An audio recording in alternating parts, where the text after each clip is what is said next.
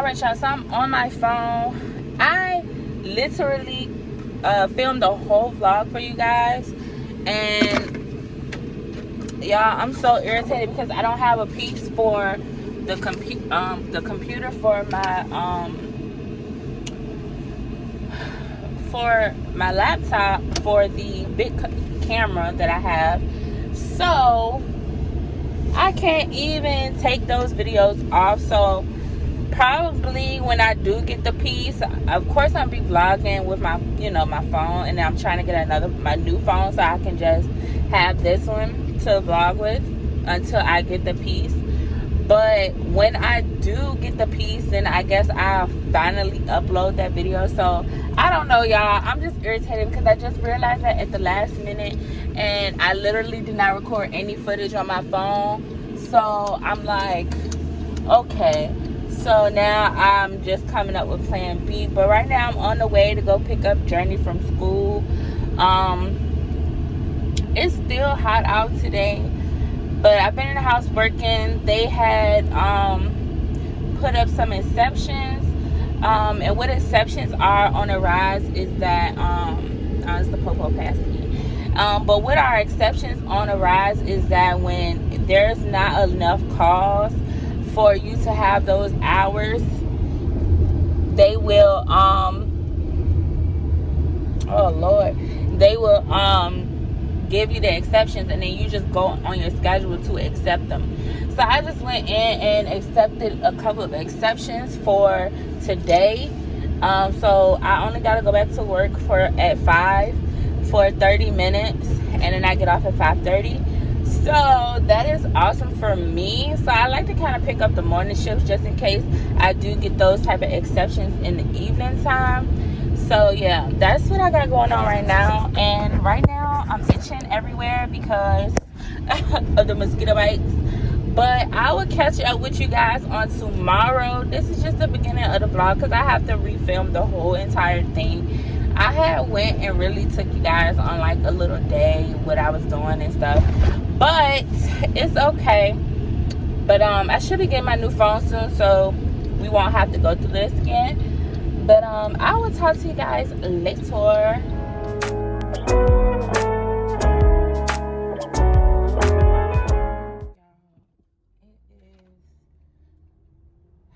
September the 15th, I believe, and 15th or 16th, I don't know what day it is, but it'll be on the screen. And today is, I will have to do the hardest thing that I ever thought I would have to do, and I have to take Journee out of school because I'm moving again, y'all. I'm just stressed, and I will fill you guys in later on what's going on. But for now, let's take Journee to school. There she goes. And today is picture day. So I just had to unenroll her. I don't even know how I feel right now, y'all. Honestly, I just feel like I just want to wake up from this dream, and I just wish a lot of stuff was different. I'll talk to you guys when I get in the car. I'm supposed to be getting ready to go to but I'm just so over the morning, honestly, that I really don't know if I want to go to work right now. So let me get in the car and talk to you guys.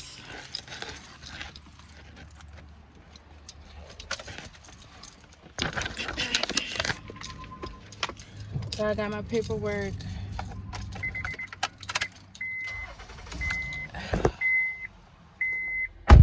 So I got 15 minutes. So I got my paperwork. If y'all didn't know, I struggle with, or I was diagnosed with bipolar depression. Back in like 2 years ago, it just hit 2 years. So back in 2020, over the summertime, I was diagnosed with clinical bipolar depression. So my moods change really bad. I could be happy one moment, and then I can get triggered and go sad the next moment. When it's like confrontation or just anything like that, it triggers me to be on a defense because I don't know how to control my emotions. So I don't know, but I have been told that I'm unapproachable. So when I feel uncomfortable or when I feel tension on my own, like, to try not to cause tension, what I tend to do is go into what we call hermit mode. And that means that I can say, hey, I can socialize for a little bit, but mainly I'm to myself, and I am, in a room. And a part of what triggered my hermit mode is because I was already on hermit mode when I freaking came out here, y'all, because as y'all know, and I've stated it a bunch of times, I do not like being in somebody else's space. I feel like a burden. All these thoughts just start coming in my head, and that is, something I've just been dealing with my depression. I was fine when I came off my meds. Again, the meds do not, help, They just mask the symptoms and not make them as strong. I have learned over time how to deal with it. When I have an episode, I can be manic and I can be happy. Then I can just come right down. And I've learned over the time of how to deal with it, because I've only learned that I only have episodes when I'm overly stressed, when I feel unappreciated, when shit goes overlooked for me. That's just what I do. But I was already in hermit mode when I came, because I don't like being in somebody else's space. I don't like change. All of that shit triggers me, right?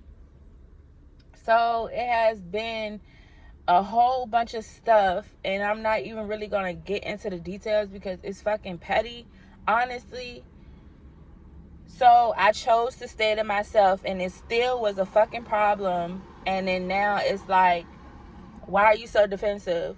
Why are you taking offense to everything? This is just a conversation. But I felt like it was picking. Like, if you keep bringing up something a bunch of times, and then you hear from somebody else, and then you hear that it's been told to somebody else, and da-da-da this, da-da-da that, like, that's when I feel like it's picking. And then when it got back to me, I tried to change up. You know what I'm saying? I still,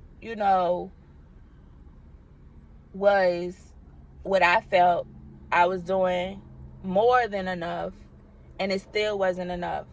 So it's my season and my time to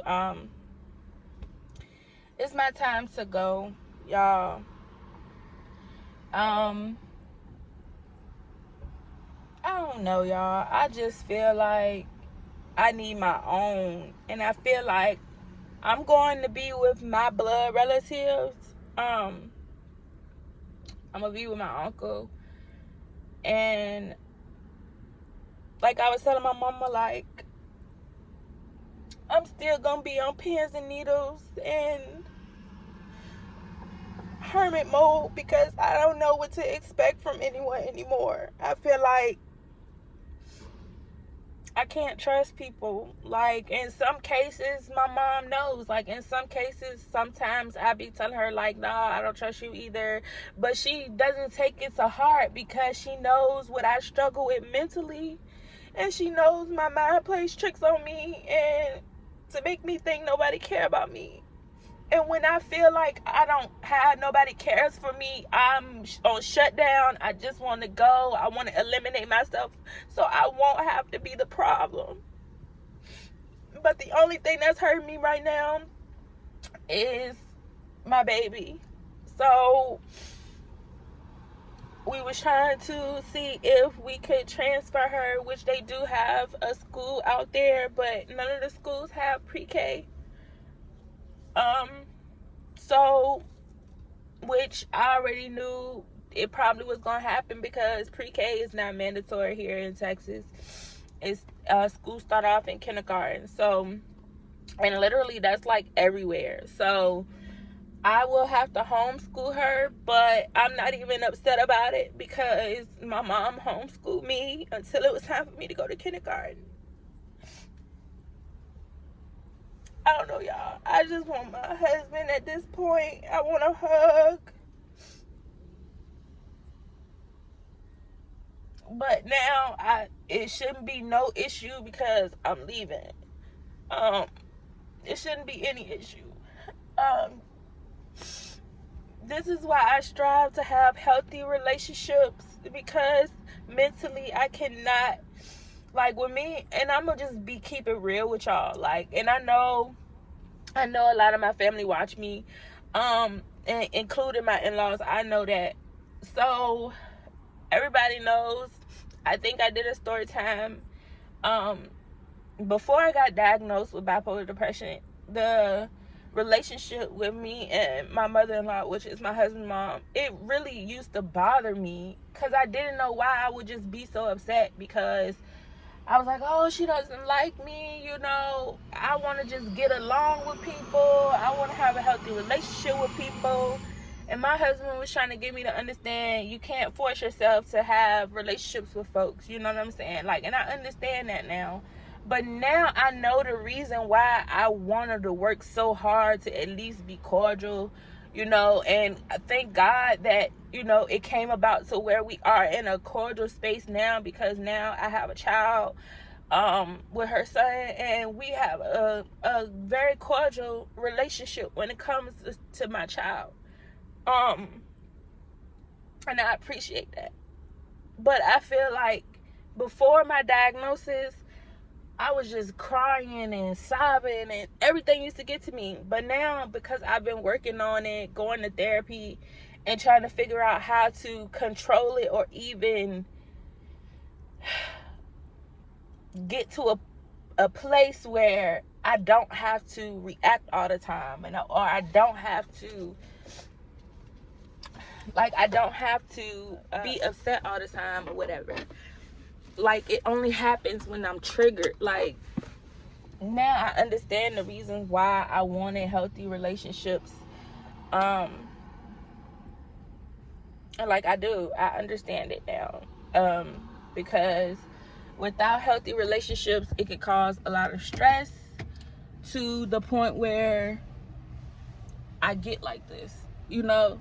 And like I said, it only happens when I'm overwhelmed or when I'm under stress. I have my episodes, but again, if nobody ever had to deal with someone with mental health issues, nobody would understand. Nobody will understand where the person's coming from. Nobody will understand why we take everything to heart, or why we wear our emotions on our sleeve. Because, or why we even go into hermit mode, because it's like, we don't know what the fuck to expect from people. Whether it's friend, foe, even fucking family, we don't even know what to fucking expect from fucking people. Like, and like, as y'all can see, like, I really do have a lot of respect, because I'm not even telling y'all half the shit that's fucking going on, honestly. And it's like, to me, it's no point. It's no point. Like, I wish everybody the best in the situation. Just like how at one point in time, I was just like this with my mother. I wished her the best in her situations. When it came down to my stepdad, like, a lot of shit is hurting me right now. Like, I am fucking damaged, y'all. I'm damaged. And the fucked up part about it is when you tell somebody, bro, I done been through a lot of shit. Be fragile with me. Because I don't, you know what I'm saying? Like, I don't bother nobody. I don't do none of that shit. Nothing. And it always turns out that I'm the problem. You know what I'm saying? Like, if somebody was talking to you and they brought up a situation to you, but the conversations, they say they talk to everybody, but the conversation started without anybody else in there but you? Wouldn't you feel like it's about you? Like, but then when I say, okay, well, I'm just gonna eliminate myself because it seems like I'm the issue, everybody takes offense to it. Like, oh, that's not what we're saying. That's not what, then what the fuck was you saying? Like, I don't understand. Like, that's just how I took it. Like, that's how I perceive things. If you're gonna do something, you have to be intentional about it. If it's for everybody, wait till everybody is there and talk to everybody. You know what I'm saying? Like, who the fuck starts a conversation with just you and then, you know what I'm saying? And then try to make it seem like you're crazy. Like, I don't fucking like that. Like, I already have mental health issues, so the fact that you would make me feel like, okay, y'all just think I'm fucking crazy because this is how I feel, or I feel attacked, or whatever the fuck it is. Like, no, I'm not crazy. That shit seemed weird. And this is not, it happened, it's so crazy because shit be happening more than once. Like, I'm tired. Like, I'm so tired, y'all. I just want y'all to pray for me in this transition, you guys. I'm moving on Saturday. I don't even know when the fuck I'm gonna post this, but y'all are seeing a real life episode of my bipolar depression, which y'all have seen a glimpse of it before, where I go from, you know, crying and all that, but now it's like I'm happy, sad, happy, sad, happy, sad. My mood is switching up. It's like I'm okay, I'm trying to be okay, and then the next minute I know for a fact I'm just feel all the rush of emotions of being hurt and confused and all of that, and then I'm just gonna start crying again. Like, it's fucking crazy. And a part of me feels like, okay, maybe I need to get back on my antidepressants, but part of me is like, no, I don't want to, because the side effects was too crazy for me. Like, if y'all don't know, like, some antidepressants messes with your sexual relationships with your partner, and that is the reason why I ended up getting off of mine, because I would go months at a time without even trying to please my husband or wanting to engage in those type of grown folks activities, and it was pissing him off, and it was putting a strain on our marriage. Like, y'all don't understand how much that I've been through with this man. Like, a lot of people say through our struggles, how the hell did y'all stay together? Like, y'all, this man have seen me literally at my worst. Like, he seen me to the point where I stopped eating. He seen me to the point where I gained a whole bunch of weight because I was stress eating. He seen me to the point where all my diagnoses and my health problems, he done seen me back and forth to the emergency, in the hospital.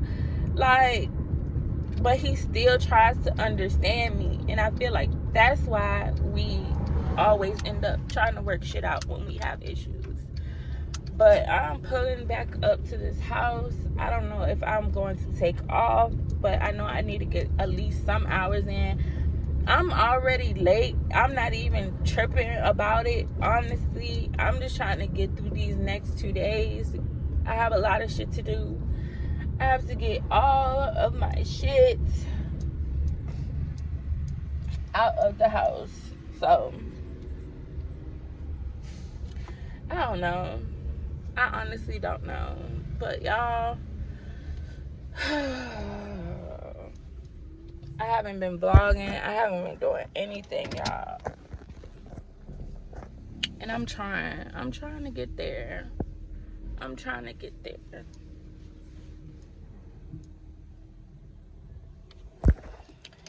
Oh, Lord have mercy. I have, what, 1 minute to spare. I already know it's going to take me about a good 5 minutes to get all my stuff up in the, on the computer. Y'all, I've been crying all night. I barely slept.